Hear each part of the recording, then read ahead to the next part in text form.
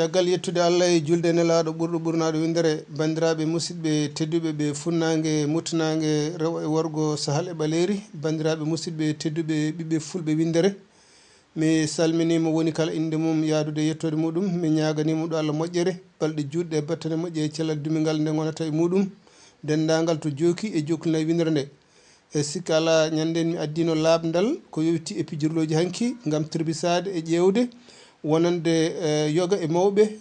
tawi ene mbawa tigui rigui siftorde ɗiɗon pijirloji walla ni sukaɓe ɓe gandano beele mbawa tigui rigui namdade ha mbawa humpitade ɗiɗo fijirloji honno gonirno wasata kadi taw won e yontande sukaɓe tawaɓe e watnoɓe ko way noon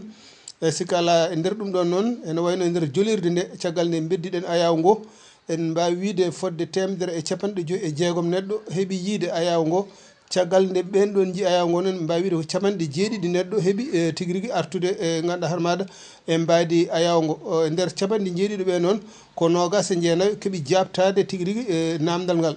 e nder ɓeɗon 29 o fodde 46 ɓe ɓen kam garti hen kono garani e namdal he ko andinde tan wonde ɗum ɗo henna majji e majji e oɗo saaha e sikka ala ko wona ɗum ko wonande 40 heddiɓe noon eɗen mbawi wiide jii tan kono noon gartani hen kadi kalani hen hay batte e ɗum foof kadi e wade noon ma en gaddu wonande gaadiɗo jabade namdal ngal e gansaga eɗen mbawi wiide so tawi no hande wontino ko jeenaje e tawno kanko hoore makko heɓanno jeenade so tawi noon won yarlitiɓe to banggue pulagu e wadde addude jeenaje gansaga saaha e saaha foof kala kebɗo ganduɗa hoore maɗa jabtade e on saaha wawa hebde tigui rigui jeenade sikka ala men gaddu tigui rigui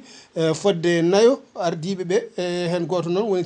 cakkitiɗo o woni nayoɓo on kam heeɓino ɗebde tigui rigui fayitude seeɗa walla yejjidde e helmere nde kono caggal nde kalanɗen mo no wonande no fuurankoɓe woni diwnuji no mbirata kankone o addi yiyande makko wonande kamɓe wurnoɓe ga e Dakar noɓe mbirata ɗum e sikka ala adi tigui rigui jabade namdal ngal ko biyeteɗo Sidy Ly e caggal ɗum noon eɗen mbawi wiide Oumar Sall ari hen e ko hono noon Mayram Ly ari hen kanko Dieynaba Kane o woni ganduɗa hoorema namdal Sakkede ha kalanɗen ɗum caggal ɗum o siftori tigui rigui e kamɓe koye mabɓe no mbiyatno ɗum gaga Dakaru Coumba yumen woni Dakaru kamɓene e piñanno nden fijirde sikka ala bandiraɓe musidɓe tedduɓe ɓe mbi konngol de ñaƴata koye hono ko jomum e sikka ala mi adda kettoɗon tigui rigui kamɓe naayo ɓeɗo ardiɓe ana won moƴƴere ara e fijirde ma nde wiyete ko Silimaka Tekkel Babouka Dalla kanko jawo wiyata ko Silimaka Tekkel taariɓe mbiya Babouka Dalla jona yirlotoɓe ƴetta hunde pawa caggal neɗɗo sa yeehi ha arti sa tawi ɗon eyyi mbiyama ko saññima ko nder eyyi so tininono abbimama o fiima noon waɗirtuno min ko noon min mbaɗiranno andano o ko Sidy Ly tabarakallah ɗum tan ni ngal masawama celli e sehli masala ɗum nde en pijiri ɗum mbiɗen mbiyana ɗum anda kuure kur min wanda beere caggal nde min mbiyana ɗum beere caggal mbaɗa faɗo caggal neɗɗo e tawtina sari sa tawi moɗon nappati faɗogo joodem piyama hel mbiya o piri mbiya o perti ko noon tan est ce que ɗum de anda ala joni ɗum ala joni hande ɗum ala fuuta ɗum ala ni tan ka yirte o ko Oumar Sall fini faɗogo judduma rewaymo e kawo mi salmini